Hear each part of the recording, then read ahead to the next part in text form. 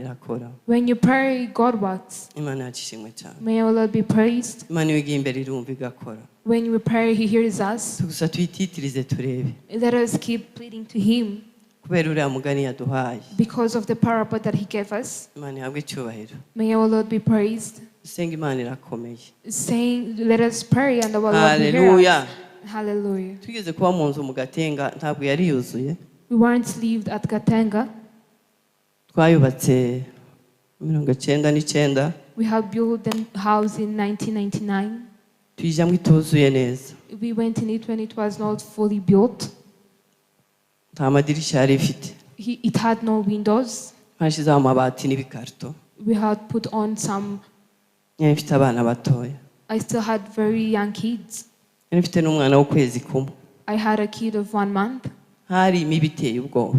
There were very many mosquitoes. Hari ibihuru byinshi, hari ibigunda. There were very many forests, and there were mosquitoes. Karara ngendeje kwica imibu yari abana. And I could sleep all night killing the mosquitoes. Hari umunsi umwe yasenze Imana. And there is a time I prayed. Ndamubwira ngo Mana. I said, God, urabona amaraso y'abana y'abanje ari agomba gutunga imibu yo mu Gatenga. do you see that the blood of my children have to be fed on by the mosquitoes? Yabwiye Imana yuko amaraso y'abana banje si agomba gutunga imibu yo mu Gatenga. I told God that the blood of my children do not have to be Ngirira fed neza. on by mosquitoes. Uduha amadirisha uduhe n'ibirahuri. Bless us and give us windows. Urabona ibishiraho ibati ntabwo urishiraho byose. When you Hari aho put it usiga kugira on, ngo umucyo winjire.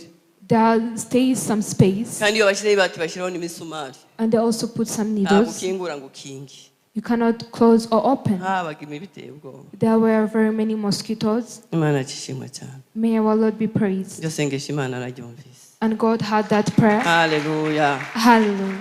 Ndabwira Mana reba ikindi gishobora gutunga iyi mibu. I say, God, look for something else that the mosquitoes will feed Ariko on. amaraso y'abana banje si azatunga imibu yo mu Gatenga. But the blood of my children will not be fed on by the mosquitoes. Nukuri mu minsi mike Imana arashubije. And in the few days, God answered. Hallelujah. Hallelujah. Tubona amadirishya n'ibirahuri turakinga inzu. We got windows and we covered our house. Kamenya igihe cyo gukinga no gukingura. And we could know whether to open or close. Kugira ngo imibu itinjira. So that the mosquitoes cannot Kandi icyo enter. gihe sinzi nta musitikeri zahabaga ntazo nyabonaga.